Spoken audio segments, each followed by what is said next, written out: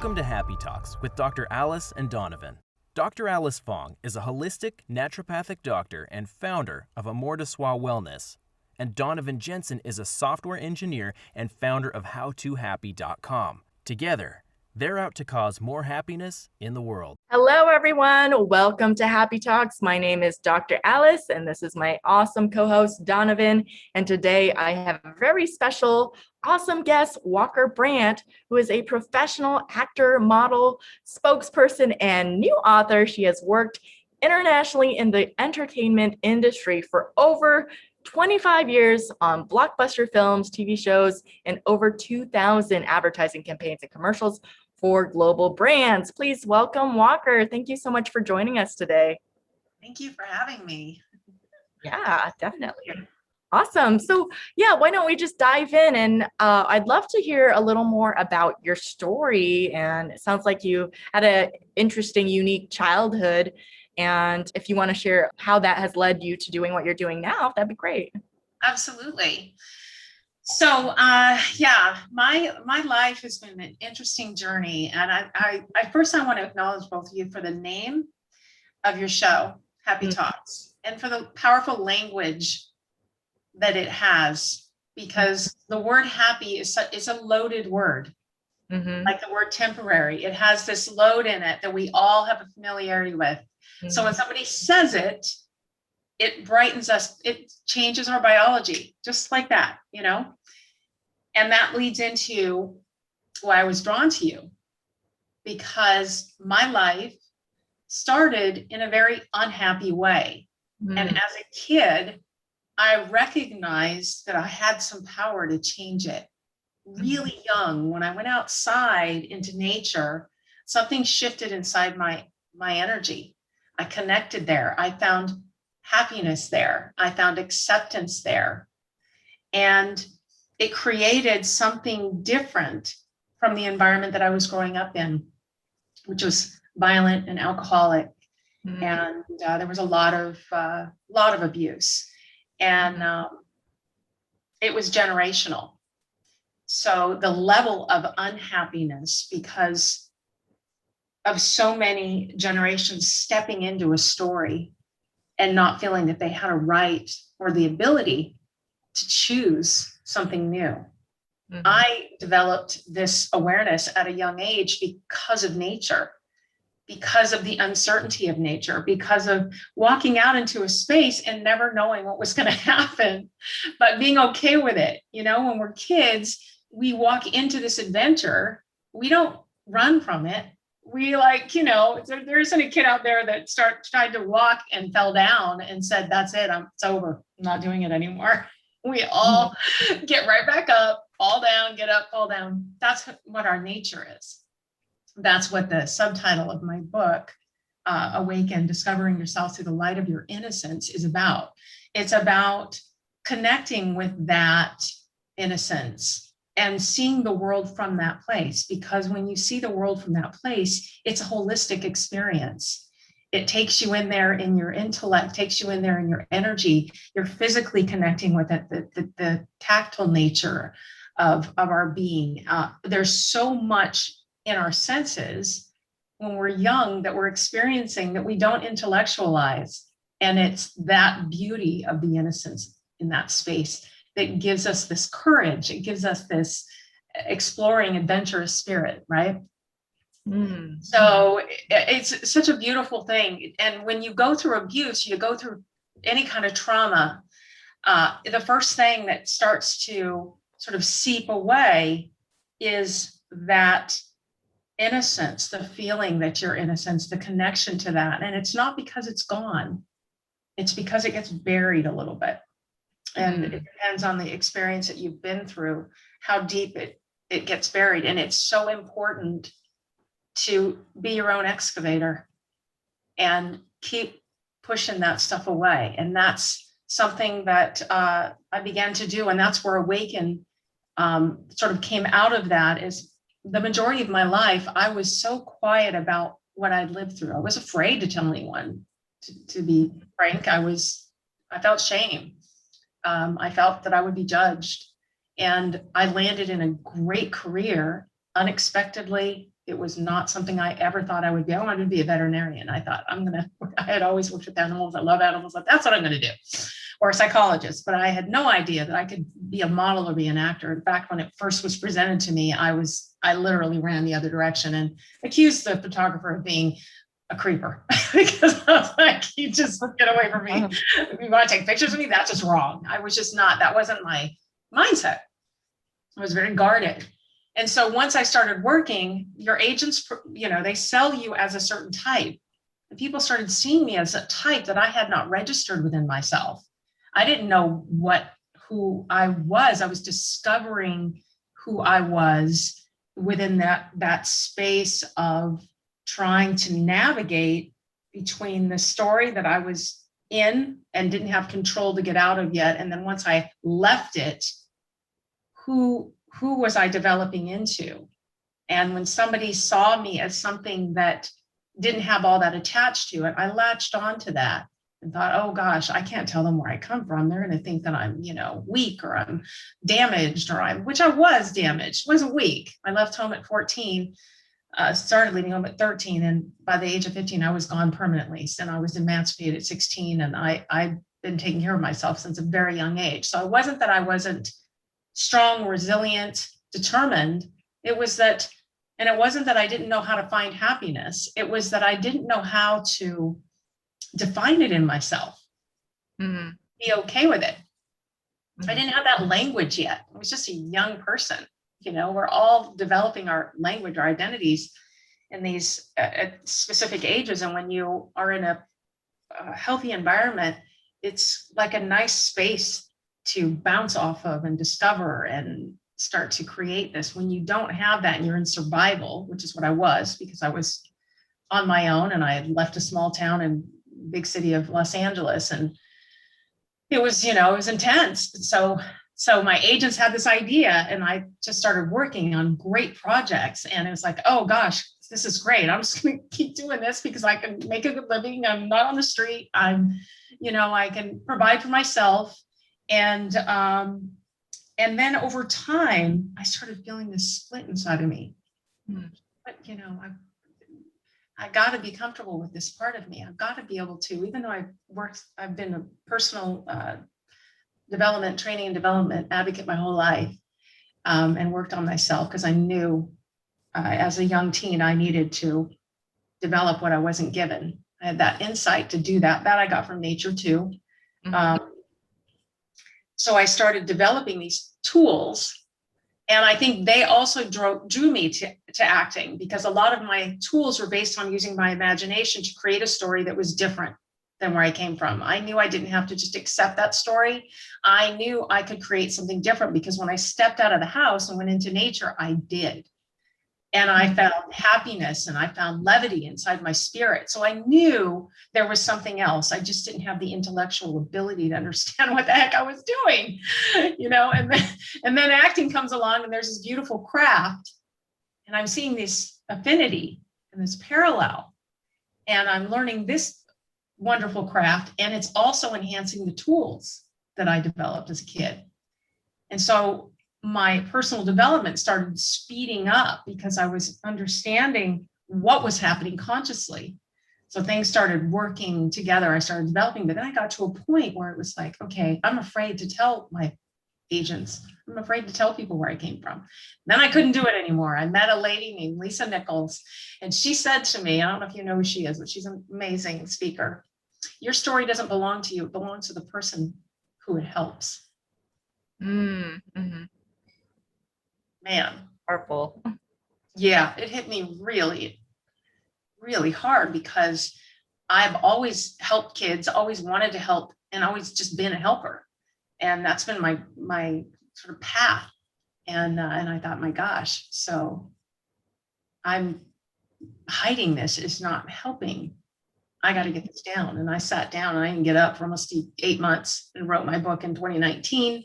And I had little bits, I've written scripts and poetry since I was a kid, and short stories and things like that. But my stories and my writing has always been kind of my private thing. It's been where I heal, where I grow. And then I just thought, all right, well, I'm going to do this. And I don't tend to do anything small. So I just wrote a book and put it out there. And it was like, okay, here it is. This is me. If you didn't know, this is where I came from. This is my story.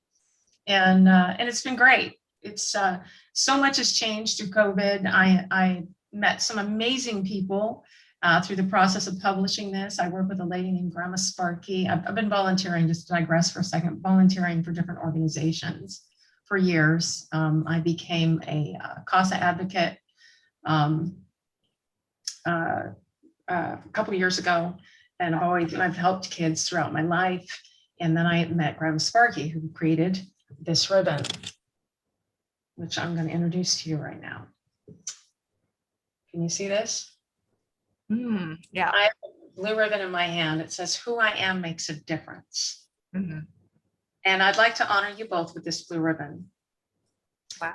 I'd like to say, who you are makes a difference because both of you have the courage to put yourself out in the public space every opportunity you have to speak with someone new, to share a story, to share who you are, to be vulnerable, to be authentic. And that takes so much courage. It takes inspiration, motivation, so much of what humanity needs.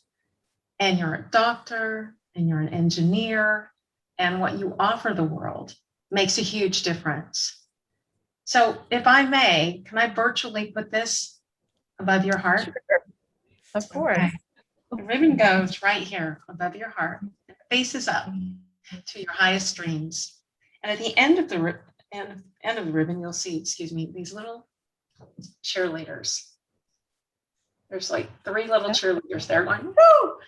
And the sound that makes dreams come true is bing. So that is the sound that Grandma Sparky, when she downloaded this ribbon 40 years ago, when she left her husband in an abusive relationship, and she said, I need to get off.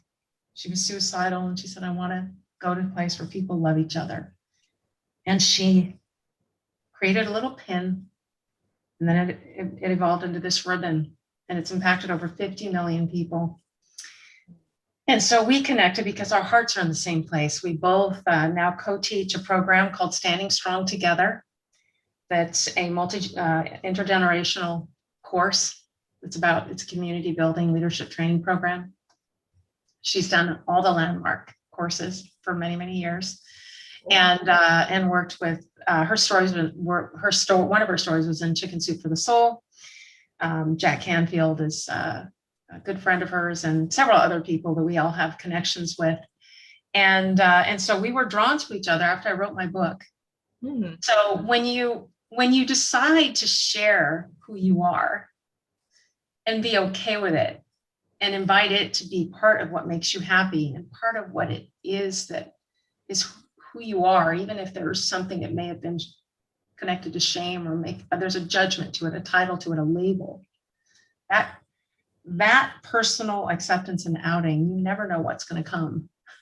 And I've been asking to collaborate with several people, and I just put it up to God and said, I'm letting you choose, because I don't know who you want in my life. And then boom, she and I connected, and then we started rewriting her in person into a Zoom virtual course we could teach during COVID. And that's what I've been doing now. And like I said, I've worked with several different organizations throughout my life and helped kids throughout my life. And our way to create thriving instead of surviving is to teach leadership skills, is to teach self-acceptance, to first start with the self, the first relationship, the most important relationship.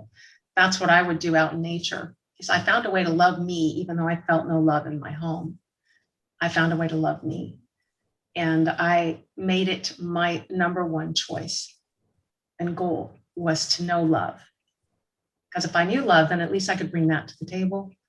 And my relationships, although they may not be easy, and I go through some changes, which I have, as a result of what I lived through. You have to go through your stuff. You got to go through your stuff. You got to walk your path, right? But if your first relationship has a solid foundation of wanting to know what love is and wanting to be happy, then you're going to have a clearer understanding of what it is to be in a relationship, right? And what you have to bring to the table. So that's kind of it. That's kind of my story. Ask me certain specific questions, whatever else you'd like to chat about. Yeah, so there's a lot of different points that potentially we can unpack here. But I think one of the things that I want to start with, and I'm sure we'll touch on other things. One of the things I kind of wanted to start with is, you mentioned this thrive instead of survive idea, right? And I think a lot of people, unfortunately, have backgrounds of various types, maybe not as extreme, but various types of backgrounds that have them honed in on kind of these survival instincts.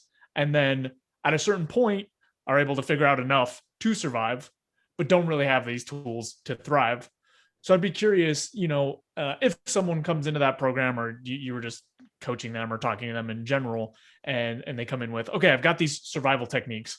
I know how to make sure that I am at least okay in the world, but I don't know how to, take it to the next level and be more engaged, be happier, be more connected, all these other things. Where do you think people should start on that journey of kind of acceptance and some of those other things?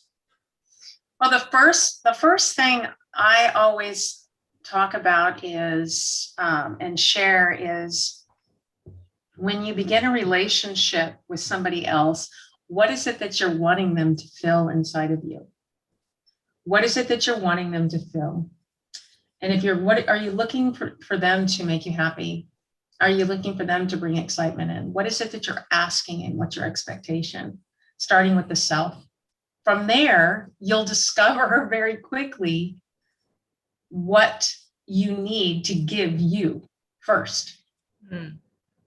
So this takes you out of looking on the outside, which is a survival, looking on the outside in to the inside out, which is where thriving comes from. Because we can't thrive unless it starts here. We don't thrive as a result of other people. We thrive as a result of our choices. And those come from where our mindset, our state of mind is, what we've learned, what we've decided that is our need, right?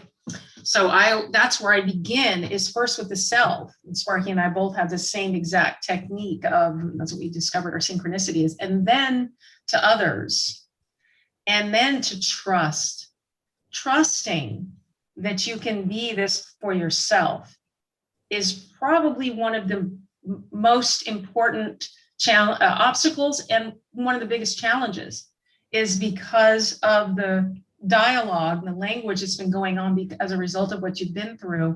The trust in yourself has been compromised.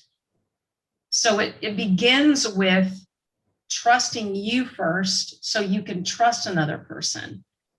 Trust is a foundational need to thriving. It's like, Maslow's, the basic need. We got to feel safe. We got to feel like we can be ourselves in this space. Can't do that if you're not trusting yourself. If you can't do that if you're judging that you don't have the ability, that you want somebody else to show you. I think we all have it inside of us, no matter what we've been through. We have the ability to reflect the innocence separate from what we've been through back into ourselves. We just have to be willing to look at that. We have to be willing to say, okay, I lived this. I've been through this. I can choose that. What's the opposite of that? Even I don't know what that is. If it's just something like one word, start there. If it's, I experienced abuse and hate, I want to experience kindness and love. So all day, kindness and love is your focus. Research it, read it, look at the word. I did that with love for years because I didn't experience. I studied everything I could on love just so I could understand what it meant in all different religions. I gave myself the permission to move beyond what I knew and into what I didn't know, and explore, and just explore. So that's my first is, if you want to move from survival to thriving, it's got to come from the inside out. It has to be permission first you give yourself. And that's trusting. regardless of whether or not you know the language. You don't, there are no bad questions, and there are no silly statements. There are no, that's the first thing we deal with. We have people in class that are in their 70s and people in class that are 12. And the intergenerational connection is so beautiful because of that, because of the teaching that happens at these two levels. And what we consistently hear is from older generations is, oh my gosh, I was so afraid to be in a class with kids. I'm so glad I did this. I learned so much. And then the kids saying, I didn't think I could, I was nervous. I just thought that I would just be told what to do. And I really feel like I'm appreciated. And I really feel like I have a voice. And I really feel like I contributed and I helped people that were so much older than me. This is what I'm explaining about thriving and surviving, is like the living picture of it, is that the judgment goes out the window, the new experience changes it, develops trust. Yeah, I really like that. I feel like it provides kind of a foundational layer, right? Like you were saying, of basically you have to figure out how to do it internally before you can kind of build the rest of your life and the rest of the things that you want. And I really like that exercise of kind of thinking what you're trying to get out of other relationships and how you can source that for yourself, because I think that's a really an interesting frame that helps make it feel more concrete. And the other thing that I pulled out of that is it sounds like this course or this group that you get together has a really nice, safe foundation that people can open up and kind of explore some of these things that they may not otherwise. And, I'd be curious if you agree or disagree, but I think that sounds to me like another key piece of sort of getting out of this survival to thriving is finding these sorts of environments where you can be more open instead of more guarded. Because I've got to imagine, if you've experienced a lot of trauma in the past, you've been in a lot of circumstances where opening up too much gets you beat down in some way, right? Some sort of negative thing happens from opening up. So I would imagine part of that process is finding these environments where you can start exploring those pieces without the fear of sort of these negative consequences or interactions. Absolutely. It's a 6-week virtual course, and that's exactly what we do, is we create that safe place. It is, we have breakouts and, breakouts, sometimes 2 people, 3 people, 5 people, depending on the subject matter. And we go through all these different levels until you are being the change that you want to see. Because what change you want to see in the world has to happen inside you first, right? So that's what the process is where are you being right now? And it's okay to be exactly where you are.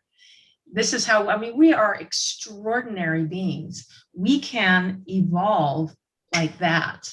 We can shift like that and never go back to where we were. That's the gift of who we are. We give ourselves that permission. We've seen that happen. We've worked with kids that are super high risk kids, schools that kids have to live at because they've been through such extraordinary circumstances and abuse. And with teachers, we've had a course with 30 teachers, 30 students. We've had, and like I said, all different generations, but that is the goal. When you have that safe place, which is meant to be the family, but unfortunately it isn't. That is what the family is meant to be. It's a place for us to grow and thrive and discover and learn and adventure and begin the path that we came here to live. Unfortunately, it doesn't happen that way very often, as your previous guest outlined in those statistics. Mm-hmm. It's shocking the level of abuse that exists in our world. And humanity, our goal, Sparky and I, the similar goal we have is uniting humanity through the power of love. Humanity is desperate for that. Desperate to just have everyone be okay with just being loving and kind and happy and joyous and on our unique paths and appreciated for it, right?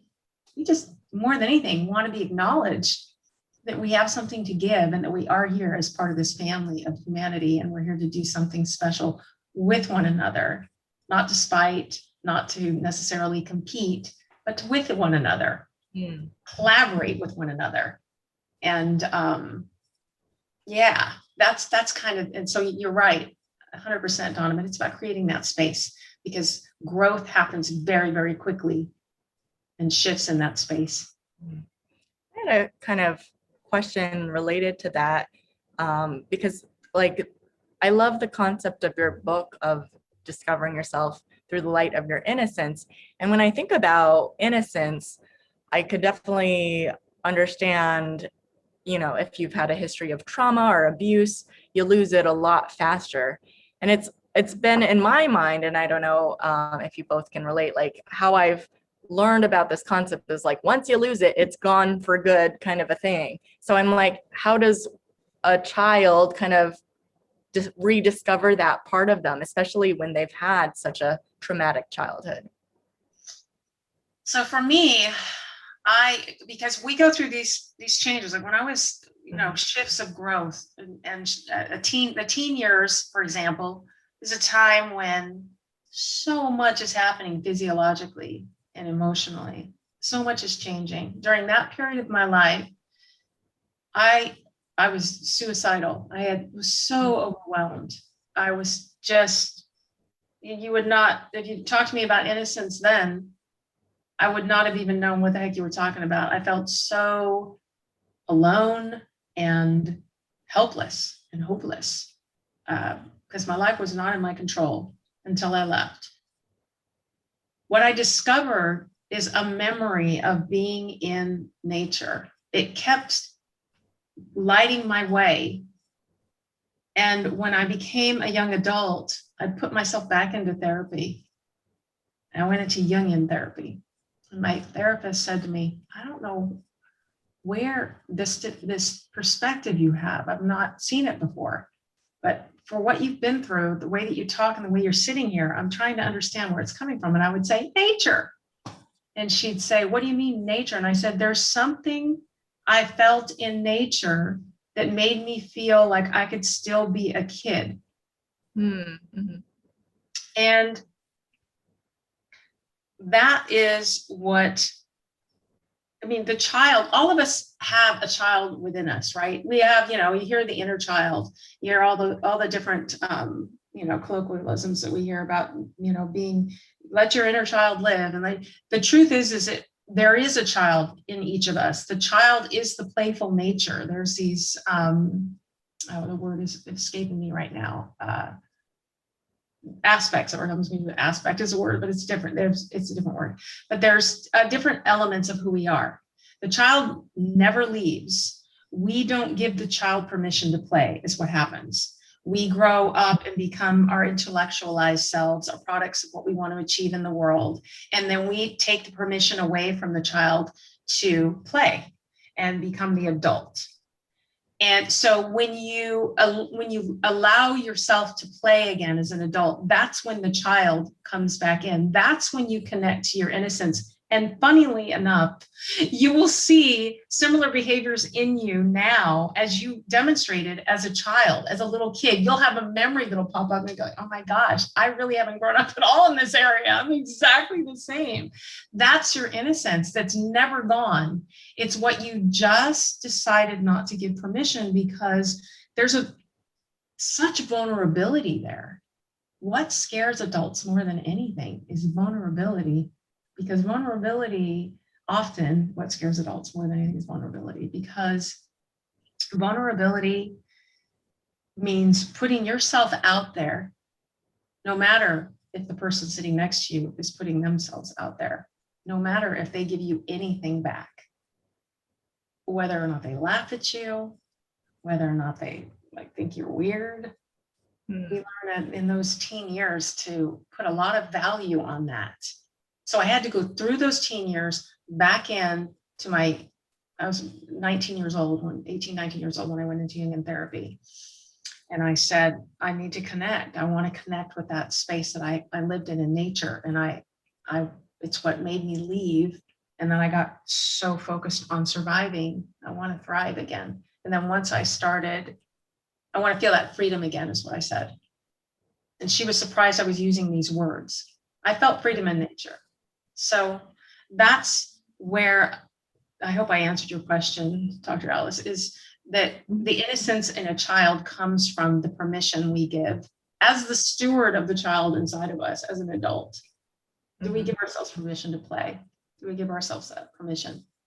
Yeah, definitely. That answered it very thoroughly. Kind of my follow-up question to that, you kept mentioning like nature and connecting with that, which I totally resonate with because I think we all feel a little bit better in nature. But I guess what was going on in my brain was like, okay, if someone's like stressed and worried, what practical tools would you offer to be like, okay, they're standing in nature, now what? If that's what they're thinking, or do they just hang out there? Do they sit? Like how do they connect with the nature, I guess is my follow-up question. Okay, so I'm a tree hugger. Oh, I love it. I'm a tree hugger, but I'm just like, if I could fit my hands around, I will. But what I do, this is a tool that I use all the time, is I'll go up to a tree and I'll place my hand on the tree. And I lean into the tree. And I just absorb this strength, the rooted nature of the tree, the generations, the cycles this tree has been through. It's been through the seasons over and over and over again. Yeah. And the ability to maintain through all the changes and keep its strength, integrity, and stability. This is the symbol of a tree to me. So as a kid, I used to just sit and read a book and lean against a tree. This helped me a lot in my 20s. Oh my goodness, I was going through a lot in my 20s. I would go out for a hike and I would just sit and lean on a tree. Think about what that tree means.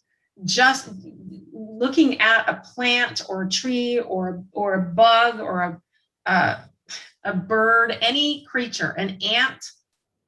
I've learned so much from ants. I can't even tell you, just watching these little creatures carrying around, 10 times their size, and with just determination, and they have a set path, and they're serving the community, and they're out there, and without them, there'd be chaos. And so nature has this constant that we don't give ourselves the opportunity to look at. That constant, we're going from one thing to another thing to another thing to another thing. This is why I love trees so much, is because the constant strength they are, that consistent nature. And that's so that would be when I walk with people in nature and take them into my space in nature. That's one of the first things we do, is we go up to a tree. And it's funny because some people just laugh. They're just like, okay, I got my hand on the tree. Am I supposed to feel something here? I said, no, just let yourself appreciate the tree. What it is. What is that? What does it make you? There are no rules. What do you feel? What is seeing something this strong, this tall, that has been here this many years? What does it make you feel? Stable. Usually the word stable, safe, strength, dependability. These are all things people that have been through abuse are missing. So when you go out and connect with something in nature that makes you feel those things that you didn't have and connect with as a child because of your abuse, it shifts in you, and it makes you recognize very quickly that little space that you thought needed to have all the answers, it didn't have the answers. And it's okay that it didn't, because there's this massive space out here that has the answers for you, that has those gifts for you, and that you get to define them. And when you get to define them, they become a part of you from the inside out, not from the outside in, which is what your abuse was, from the outside in. That is a huge shift. It's like, oh my gosh. So from the outside in, it's been dictating and defining what I am on the inside out. Hang on just a second. I now have the ability to shift my own language. I get to have this huge canvas out here. I get to define me. I get to make new ideas for myself, new story, new path, new direction. So I love that. Yeah, it's been extraordinarily useful to me, let me tell you. I worked with horses for many, many years too. Horses, I started horses and I grew up with them, and I would always find them around me. So wherever we moved, I found people that had horses, and I would train them and spend a lot of time with them. Horses are so beautiful as an animal to learn that from, because of the graciousness of the animal. They're a prey animal. Their eyes are on the side of their head. We're a predator. Ours are in front. And they just let us jump up on their backs, tell them what to do, and ride them around. And I always think of them that way. I always think, my gosh, this prey is letting me, a predator in the animal world, based on my physiology, jump up on their back because they trust me. Why do they trust me? They trust me because I'm in tune with giving them that experience that they can trust me, because I did that work. I know myself enough to know what I'm giving to an animal, to a person, because I developed trust in myself. So the animal feels it. So I did a lot of work with horses as a kid and as a young adult. Spent hours and hours every day with horses to help me learn from them to trust. Yeah, it's really interesting. I'm going to reframe some of the things that you've been talking about, but to me, it sounds like there's a number of techniques that you've found or built to do mindfulness of various kinds, right? Which for most people is a little bit easier in nature, just because there's so many things to look at and check out and pay attention to, as well as a lot of work around changing or acknowledging your relationship in different aspects. So by kind of sitting down and paying attention to your relationship with horses or with nature while being mindful, seeing some of the space to build relationships or control kind of the narrative, like you were talking about before, with some of these other aspects of your life. So I just thought it was an interesting set of tools that you've developed, and one that I think should be applicable for most people. Maybe not horses. I don't know, if I get near a horse, I like swell up and my nose starts running and stuff. But just kind of this idea of using nature as sort of a way to ground into the present, and then use that space to start taking apart some of these historical relationships and start seeing some of the different ways that we can potentially look at that, I thought was really useful. Awesome. Yeah. It's around us all the time. I'm an observer. I've found that observing, there's so much we can learn from just paying attention to the environment around us and observing. It's funny. I'll tell you a quick little story. I was in a relationship with a Native American man for many years, and very traditional Native American. And I was studying a concordance at the time. I was studying on love and reading, and all of a sudden, earlier that week, there were ants coming in the kitchen. And I mean, we're talking a train of ants. And I don't want ants in my kitchen. I was like, I don't want the ants in my kitchen. I need the ants to be out of the kitchen now, making dinner, and they're all over the place. And the kids in the house, so it was like, natural that it was there was some counters were going to have little particles and whatnot on it. So the ants are everywhere. And I start shooing them out, and he's very gentle about, everything, every living creature. And I'm shooing him out, and I said, okay, I'm going to put salt there. I'm going to put, and he's like, you need to be just a little more gentle. Just ask them to leave. I'm just like, I just don't have the patience for that. I'm just not going to ask them. I want them gone now. And he's, in my face about it. So I'm outside reading a week later, and this ant cruises up and drops off a dead ant and cruises away, just leaves. Dead ant right on my book. And I look over and I said, something really unusual. And there's an ant right now, actually cruising right next to my keyboard. I'm not kidding you. There's a baby ant right here. So I said, Nick, there's an ant that just dropped an ant off in my book. And he looked at me and he said, I told you, lessons are everywhere. You should have been more gentle with the ants. And I just looked at him and I went, my God, and this is native. The way he was just that every creature has an energy field. Every creature has a way about him. And when we get into and there's a lesson in every circumstance, he was always observing. That's the beautiful, one of the beautiful elements about Native American culture is the connection with nature and the observing nature and the respect for nature. And I'm sure that's why I know that's why I got into the relationship, is because because of my love for nature, it drew me to that relationship, and I wanted to learn more about that connection. So to, connect with your statement, Donovan, yeah, that which we see in front of us is always an opportunity to learn. There's always something that we can receive from any circumstance, even a negative, something that's not, there's a lesson there. And observing is something that I learned to do, the observing of nature, seeing how things interacted, and that there was a cycle.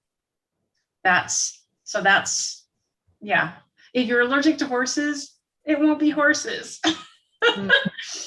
But there's something in your life that you've drawn to you that is going to teach you something if you allow yourself the moment to slow down and observe it. Why is it here? Why do I have this dog? Why do I have this cat? Why do I have this fish? What is this? What is the opportunity here? What am I getting from it? What am I giving it? What is it teaching me? That was what I learned in that relationship. Beautiful, beautiful. Well, thank you, Walker, for just sharing such incredible insights. We are out of time, but before we wrap up today, was there anything you'd like to plug? Yeah, I'd love to share my book. It's available on Amazon. If you're a Kindle subscriber, it's free. I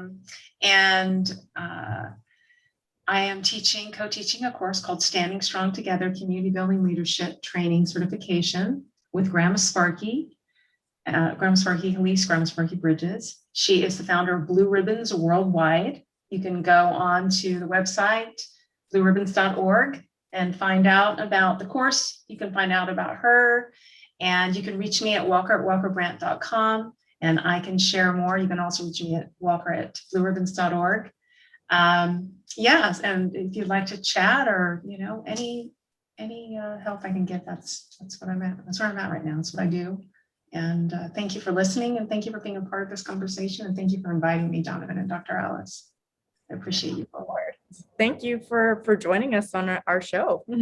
Thanks so much for watching. If you enjoyed this video, be sure to like it, and then go and subscribe to my channel and ring the bell so you get notified when the next video comes out. If you check out in the description below, go to my website where you can get my free fast and easy guide to stress relief. Thanks again for checking us out, and we'll see you next time.